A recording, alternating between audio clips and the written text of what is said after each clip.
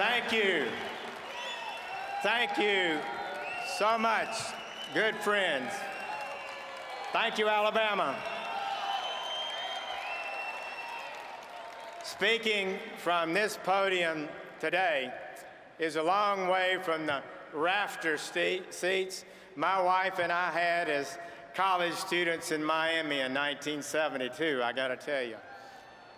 This year, our voters spoke clearly on two critical issues in our primaries: trade and immigration. They affirmed Donald Trump and his positions. They opposed Obama trade, and they demand a lawful system of immigration that protects their safety and their financial well-being. Average Americans have been the first to know that something is wrong with this economy. Our middle class is steadily declining, with our African American and Hispanic communities being the hurt the most. But the Washington establishment, the media, big corporations have been in denial. Fellow Republicans, we must understand that the incomes of middle-class Americans today are $4,000 less per year than in 1999. This is an economic disaster. We're on the wrong track, and the American people know it. Yet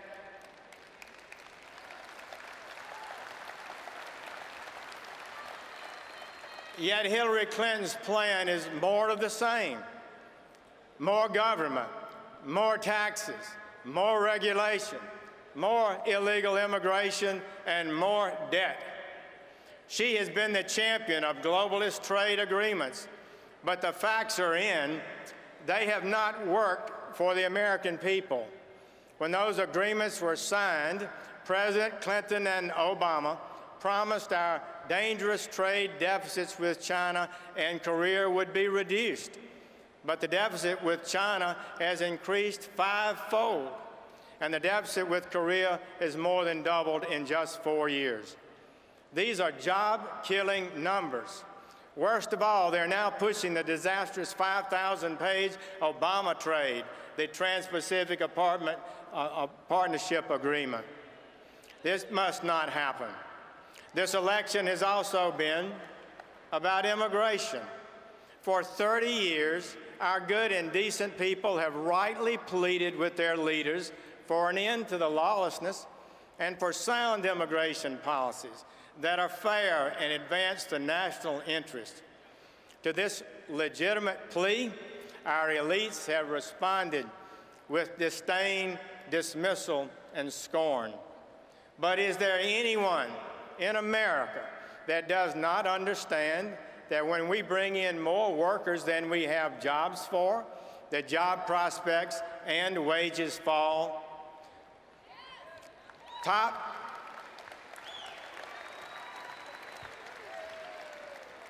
economists and the Congressional Budget Office have told us in Congress just that.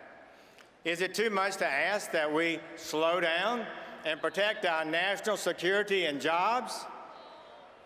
We lawfully admit, friends, 1.1 million permanent residents annually to this country, more than any other country in the world, and they are, for the most part, wonderful new additions to our country.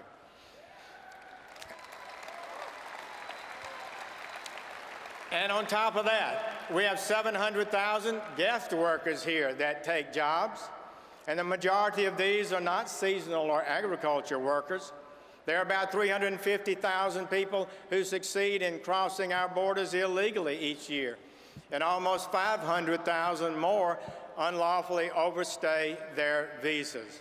These are extreme numbers, but the only solution from Obama and Hillary Clinton is to capitulate to the lawlessness and give amnesty and citizenship to all. It will not work.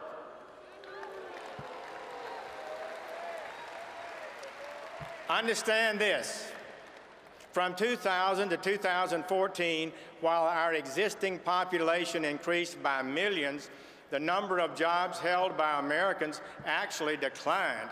Amazingly, all the net job growth during that period went to immigrants. Combine that with the reality of efficient businesses, increased automation, and slow growth, the fact is we just don't have enough jobs being created now for the people who are here. Does this help to explain why our wages have fallen and why we have the lowest percentage of Americans actually holding a job in 40 years? Our duty as elected officials is to get our people jobs first. It cannot be our policy to take jobs from abroad while government support payments are used for those unemployed Americans. Bad trade deals, excess immigration floods the labor market, reducing job prospects and wages. Improper vetting places our nation at risk of terrorism. Remember, the President has the clear power to suspend immigration to protect America. So Americans want help now. This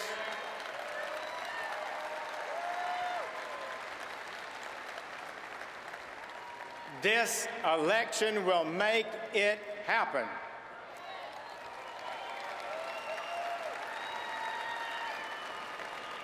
That is why we need Donald Trump.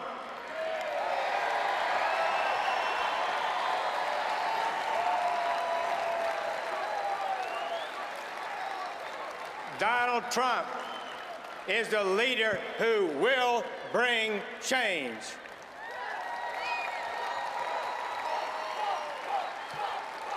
He has the strength, the courage, and the will to get it done. He is attracting more and more independents and Democrats to our movement. Donald Trump will kill Obama trade.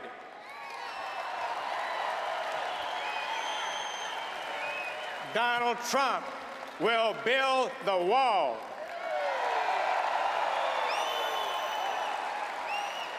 And Donald Trump will make America great again. Thank you. God bless.